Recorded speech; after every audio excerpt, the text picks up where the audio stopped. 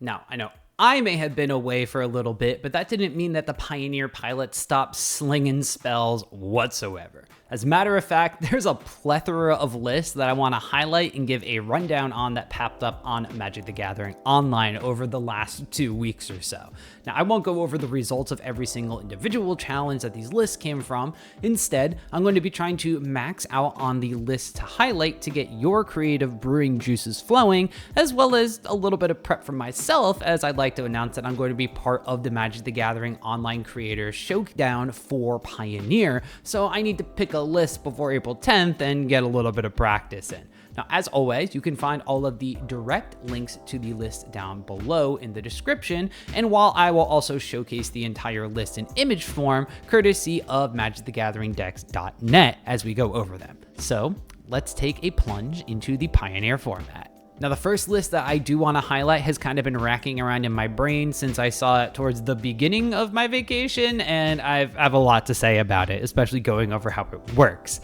Now, Pilot Traft was able to stay mono blue and create a hybrid combo deck between the popular Otter Shell from Standard, as well as Rona Herald of Invasion decks that have been popular or at least seen play consistently in Pioneer for a little bit of time. Now, seeing this list felt like perfect timing since I had been responding to somebody on the Pioneer subreddit about porting over Otters into Pioneer, and this list checks off a lot of boxes about what we talked about over there. Now, both Standard and Pioneer players alike are going to be familiar with the combination of Stormchaser's talent and This Town Ain't Big Enough, of course. So while casting the bounce spell over and over can be achieved when you have the mana to level up the talent to buy it back. Now, the Standard Otters deck combines this with 3-cost Otter Wizard Valley Floodcaller, allowing our Otter tokens to get pumped up twice thanks to prowess on top of the Valley Floodcaller's ability, and then Floodcaller also untapping all of our Otters when we cast a non-creature spell.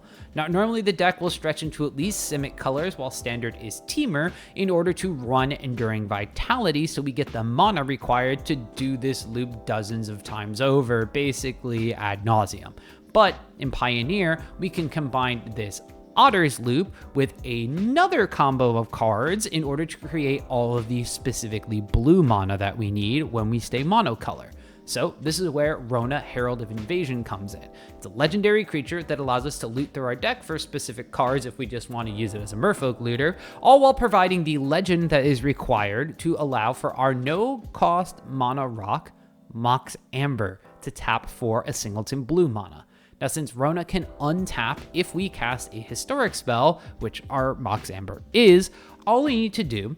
is bounce our Mox Amber and generate basically an infinite amount of blue mana for an infinite amount of prowess triggers. We can do both. So since we can't afford infinite This Town loops with the current setup since it costs 2 mana, this is where Retraction Helix comes into play, as the instant grants the ability to bounce a permanent back to its owner's hand, including our own. So we can cast this on our Rona, tap our Mox Amber to float a blue or use it for the blue required for Retraction Helix, then bounce our Mox Amber by tapping our Rona. Cast the Amber again for 0, which will cause Rona to untap, and we do the whole thing over again with Rona doing the tap on tap shuffle. Now, this has a similar effect on Valley Floodcaller, and while we cannot get the mana from Amber in doing this, we still get the loop, the mana rock, by tapping Floodcaller if we cast Helix on it, and then untapping the Valley Floodcaller by casting our Mox Amber with its cast trigger. Now, when we have enough triggers to kill our opponent with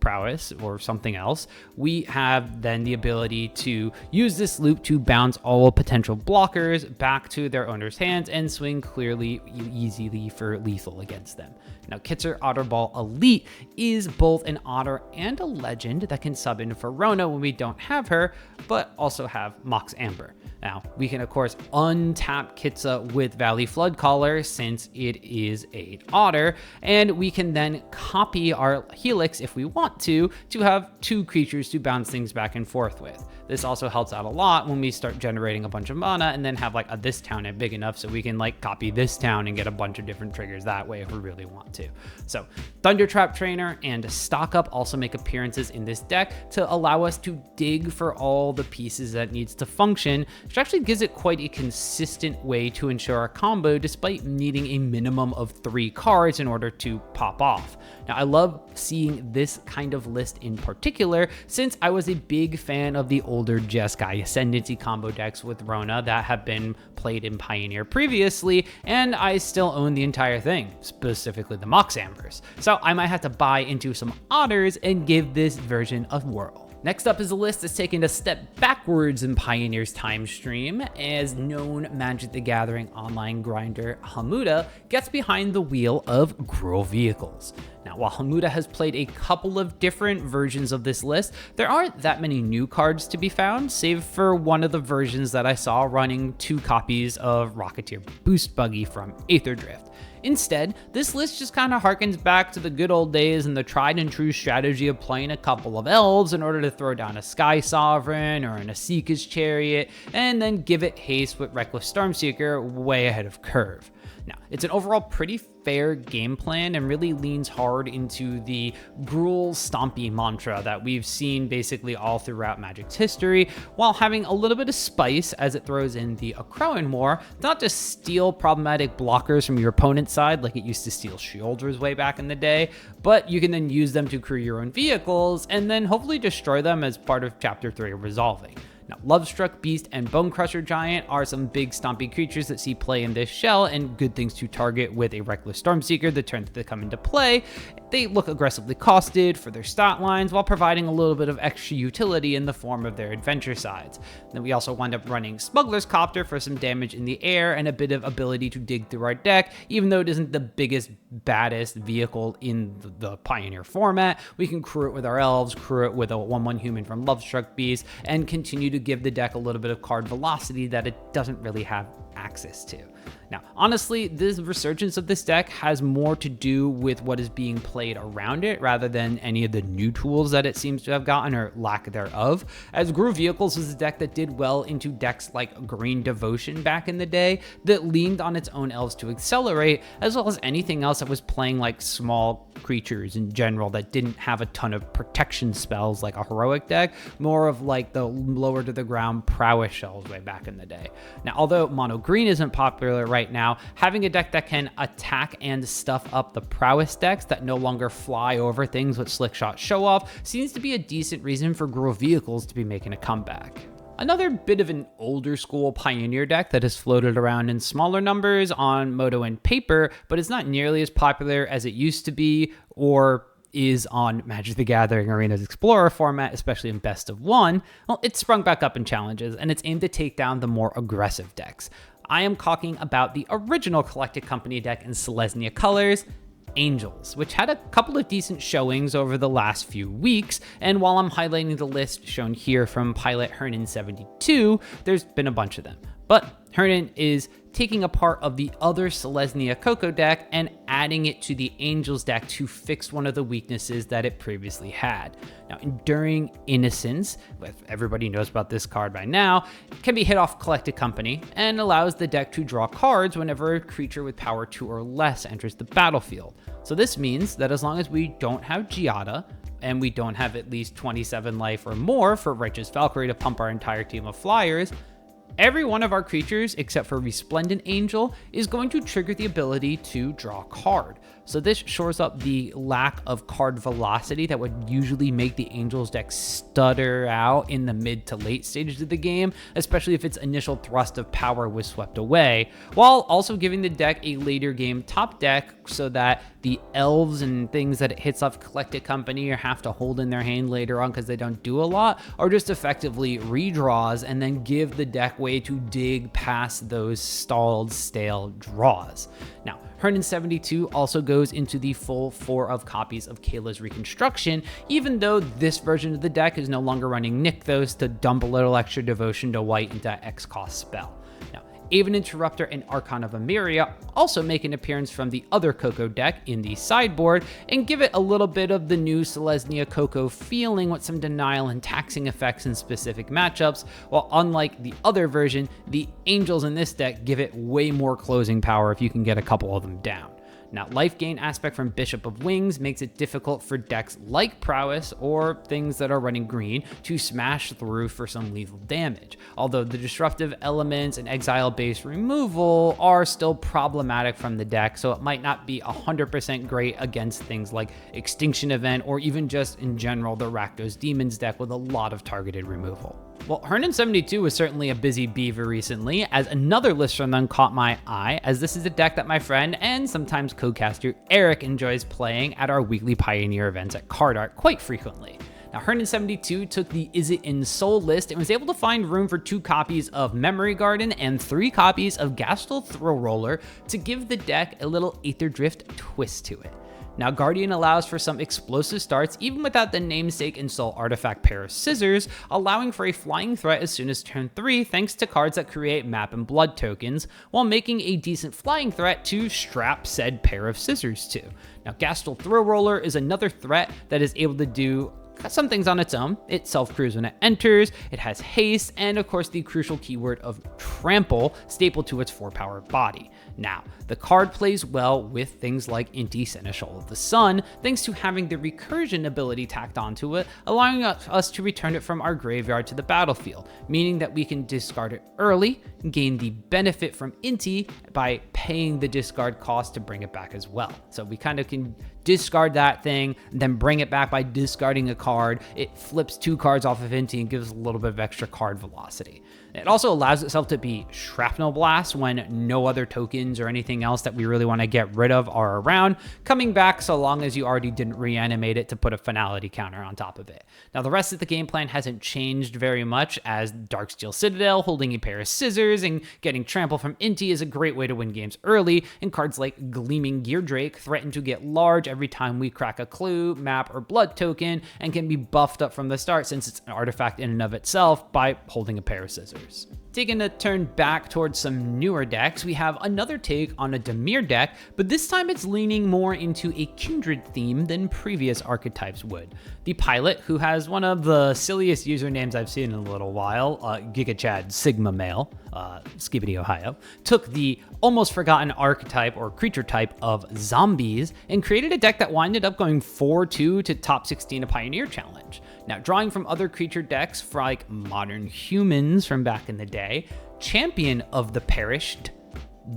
not perish, this one's dead, takes center stage as a 4/1 drop, growing threat for every other zombie that shambles onto the battlefield behind it, such as the 1-mana cohorts in Dread Wanderer, which can come back, and Crypt Breaker, the latter of which can bring more zombies by itself by tapping some things and drawing some cards and discarding some cards. Now, Lazartep Reaver hasn't seen much play since like the old Golgarian Rakdos Priest of Forgotten Gods sacrifice lists were a thing, but it plays a big role here as it brings us 2 zombie bodies to the battlefield thanks to the Amass ability, working twice for champion and presenting 2 threats for the Lord of the deck, Blade Stitched Scab, to power up. Now, although it only gives additional power, that's enough to get the job done in most cases. Now, Dark Salvation is a sick addition to this list, making additional zombies while also giving creatures it targets -X/-X for each zombie you control, so it can get rid of things like Ketramos if you run into that.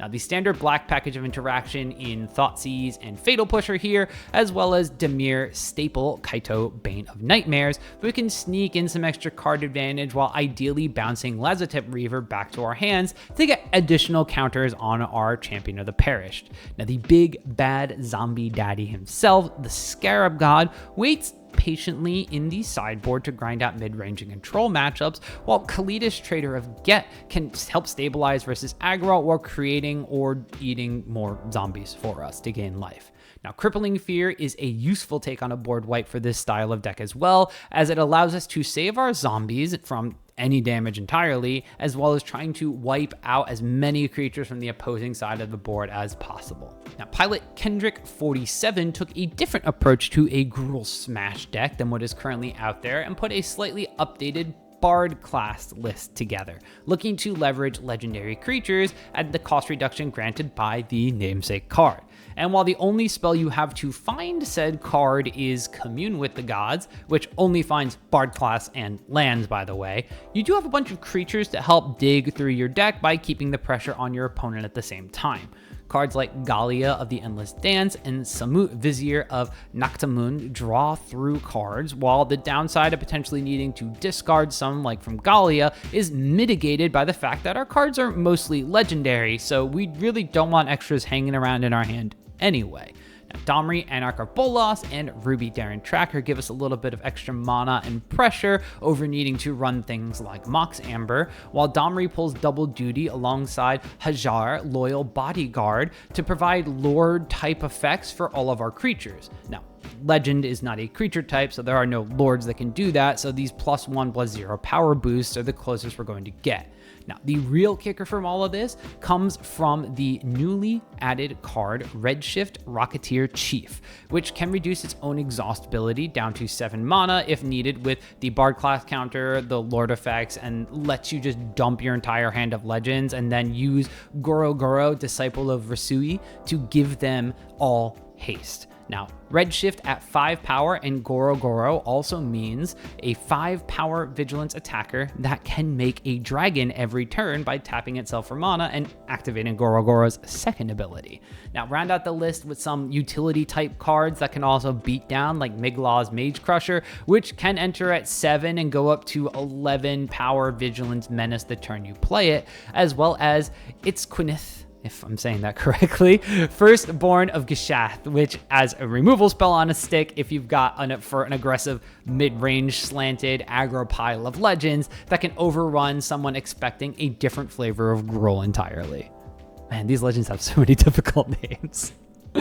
Musasabi was added again in Pioneer as the pilot took the Enigmatic Incarnation Zur Overlord's Expialidocious deck in a bit of a different direction to win a challenge recently. Now, while the deck still has key cards like Up the Beanstalk and Leyline Binding, which is a tried and true match made in heaven together, it leans into the Bant Color Overlords in a slightly different configuration due to the presence of Enigmatic Incarnation. You have 4 Overlord of the Flood Pits and 3 Overlord of the Mistmoors, which if you place a lot of Standard, or if you just play the Enigmatic Incarnation less version of this deck in Pioneer, seems like the wrong configuration, but it's a different combination of these Duskmourn Chase cards in order to chain up more consistently from 5 mana to 6 mana, while a few of the Incarnation targets themselves have been swapped around and kind of help support this jump. Now, at the top end, Baddie, Atraxa Grand Unifier, is still there at the top of the food chain to give us all the cards and finish games pretty quickly, but that's at 7.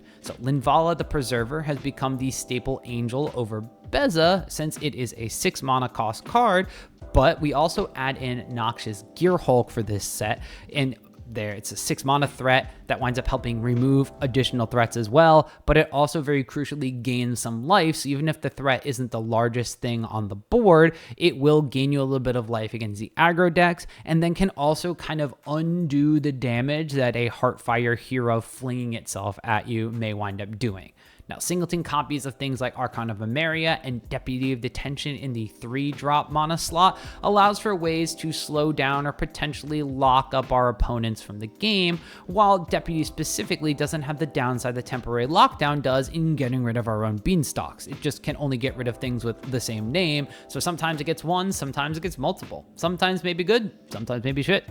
Now, the list goes a little bit deep into Golgari for the interactive package, splitting 2 and 2 with Assassin's Trophy and Abrupt Decay to deal with permanents of all types, while Nowhere to Run adds an extra removal spell that just so happens to incarnate itself into our 3-drop package as well once it's been utilized to remove something. So I'm a big fan of decks like this that start to utilize these silver bullet type of cards for different matchups in the main deck specifically, instead of just playing the biggest and baddest thing game 1 and sideboarding into them game 2. And I also really like the Golgari spells for interaction at this moment, as Abrupt Decay can cleanly kill everything in the aggro decks and most things from the demons and Dimir shells that they can present that aren't like Shieldred, and no one's really running Archfiend or the Dross anymore. Staying in the lane of a bit more control type deck, Vitor Carvalho 01 has built up a style of deck that I haven't seen since the early days in Pioneer in Orzhov control with none other than Gideon of the Trials.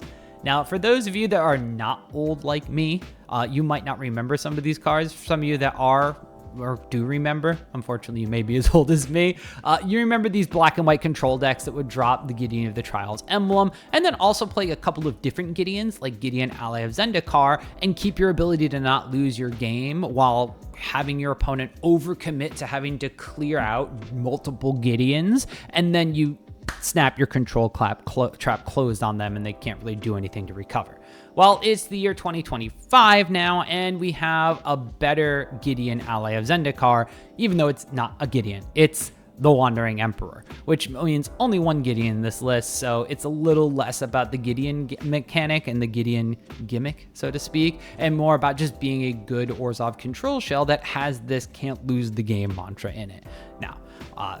there's more powerful planeswalkers in this list as well, which kind of skews it more into the Super Friends direction, as Gideon and the Wandering Emperor are joined by Liliana of the Veil and Sorin the Mirthless, as well as being able to present multiple token generators now to start ticking up the damage and close out some games faster than before. You have Wandering Emperor ticking down for tokens, Sorin making some flying vampires, and then Gideon turning all buff and smashing people in the face as well. Meanwhile, Beza the Bounding Spring provides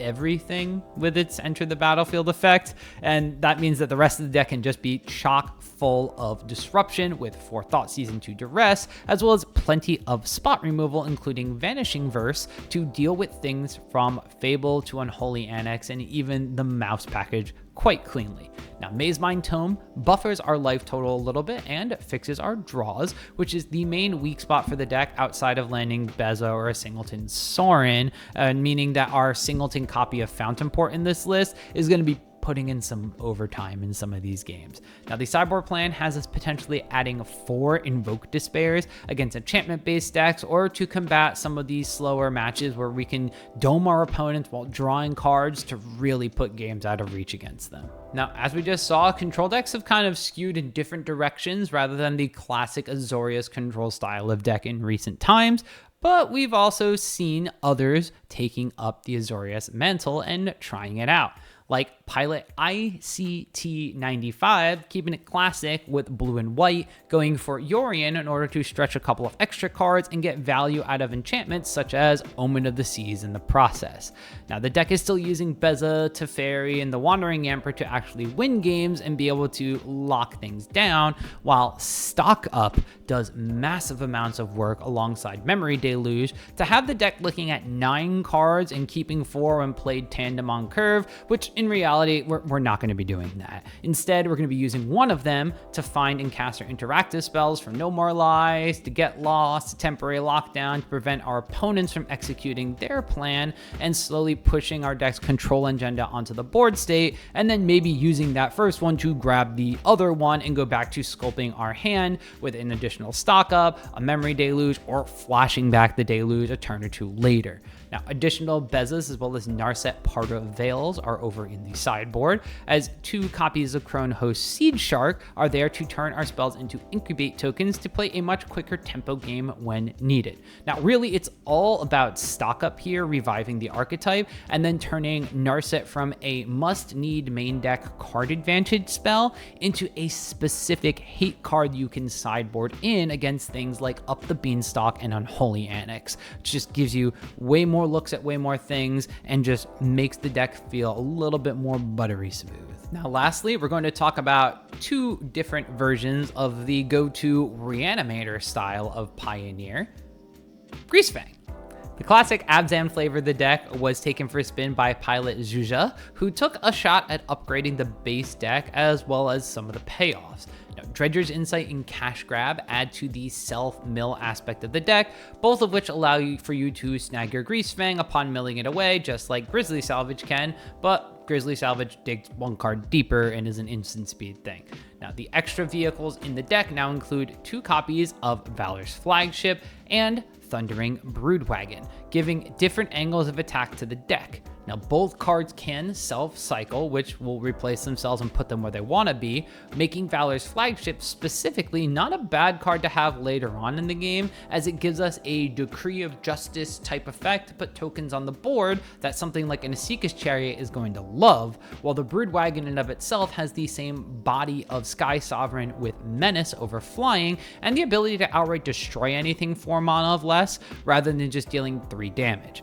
Now, while the flying boat usually ends up dealing 6 to kill most creatures and planeswalkers already when you recur it with Greasefang, the thing to note here is that the Broodwagon can kill artifacts and enchantments as well, like an Impending Overlord. Now, Sky Sovereign still sees copies in the sideboard, as does Reckoner Bankbuster, as do 3 copies of Unlicensed Hearse. For a plethora of vehicles, I'm kind of not used to seeing out of the Greasefang decks, as more normally they pivot from like vehicle-based into more mid-range based, but now I guess there's just enough vehicles to make the mid-range based thing also vehicle-based. Now, the other flavor of Greasefang deck that was being played was the Mardu version, which trades in the green for the red in order to have a little more consistency in what the deck can cast and control over what it has in its hand, rather than what it has in its graveyard. Now, the deck run by pilot Rishi00 achieves this through more draw discard effects, such as Fear of Missing Out and blood tokens from Bloodtithe Harvester, as well as everybody's favorite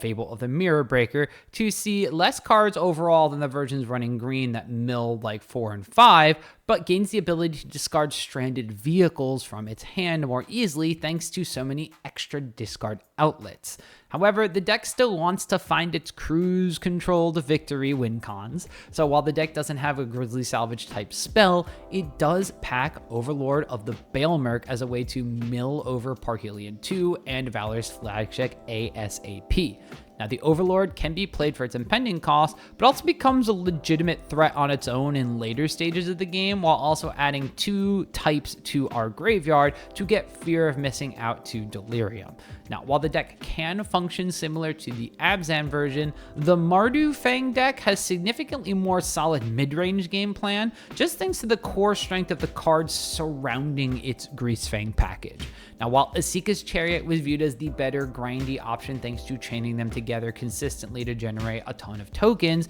the addition of Valor's Flagship as a cycling token generator alongside our Fable the Mirror Breaker tokens make up for a lot of what Chariot provided. Now, on top of this, the Mardu deck has the superior actual one-shot kill, thanks to FOMO's ability to untap a creature and provide a second combat step if you have Delirium. Now, since crewing doesn't require your creature to stay tapped for the whole turn, we theoretically have 32 damage when we animate a Parhelion by casting Greasefang, bring the artifact back, crew it with the rat, swing in with FOMO and the Flying Fortress. We get 2 angels already attacking alongside of them, which means we swing in for 15 damage here. And then we can untap Greasefang with our attacking FOMO trigger, and since Parhelion has Vigilance and is given haste, the vehicle will stay crew, letting us swing again with it and Greasefang, netting 2 additional attacking angel tokens for 17 total damage. Now, of note, our previous 2 angels from our first combat can't attack again because they don't have haste like our Parhelion does. They just came into play attacking last combat. So while the deck is overall a little slower to get to the combo, it kills people a lot quicker. Like, 1 combat phase is all you need, rather than leaving them just virtually dead and open to a top deck way to stay alive through it. Now, the tricky thing is just making sure you keep Delirium after reanimating your Parhelion 2, as you're going to lose your artifact as a creature type if it's the only thing in there. So, card type, not creature type. It will become a creature. Now, sideboard even leans into Ketramos, with the Abzan decks can also do, but not as well, since Mardu is also running a singleton main deck Kroxa, where the Escape plus Vanishing Verses run in this main deck turn the new god into a threat very easily. I think that was 11 decks covered in one go. That's a little more for each day than I was away. So hopefully that makes up for not having more of this style of content while I was on vacation. Now, the number of things popping up that are new, as well as the amount of cards that are changing with previously established archetypes, just goes to show how much Pioneer is still evolving and adapting as you look deeper into the metagame share, more than just the numbers that you're seeing on Goldfish. There's still a lot out there to explore, so let me know in the comments down down below what you got your brain a-brewing and testing in Pioneer and why you're excited to play it. Now, I'll be sure to hop into the comments to see if anything spicy is afoot. Since I said before, I'm happy to announce I'll be participating in the Magic the Gathering Online Creator Showdown for Pioneer coming up next Saturday, April 12th. There's going to be 64 of us creators battling out in my favorite format, and I've got until April 10th to decide on a deck, so stay tuned to my channel to see some gameplay footage as I throw around a couple of deck ideas to narrow it down and get some ideas from y'all below in the comments. Now, coverage, of course, will be on the Magic the Gathering Twitch channel, while I'll be streaming my own perspective, probably with about a minute or so delay over on my own Twitch channel, Optimus Tom TV, live shortly before 9 a.m. Pacific Standard Time on that Saturday, which is when the event starts. I'm going to attempt to multi-stream on YouTube if I can figure it out before then, but I'm 100% going to be live on Twitch during that time, so check it out. And of course, if you've enjoyed the video, you can just please, if you do, give it a thumbs up so I know to keep making these challenge recap videos on top of all the other types of content that I'm making on my channel. And if you enjoy all of my videos, you can of course consider becoming one of my members, like these fine folks on the side who support this video specifically, as well as all of the videos on my channel. Now, if you'd like to toss a few bucks for support, you can get access to member benefits such as personal deck techs, early access to all of my YouTube content. As soon as I upload it, you're gonna be available to watch it, and access to the Discord channel to stay up to date on everything I'm up to, as well as reach out to chat about Magic pretty much whenever, even when I'm supposed to be working. That's my favorite time to talk about Magic. You can just click join down below on my or over on the main channel page to help show your devotion. As always, I'd love if you could just tap that subscribe button so you can stay up to date on the latest deck techs, metagame analysis, and just in general, Magic the Gathering content from me. See you at the Creator Clash on the 12th.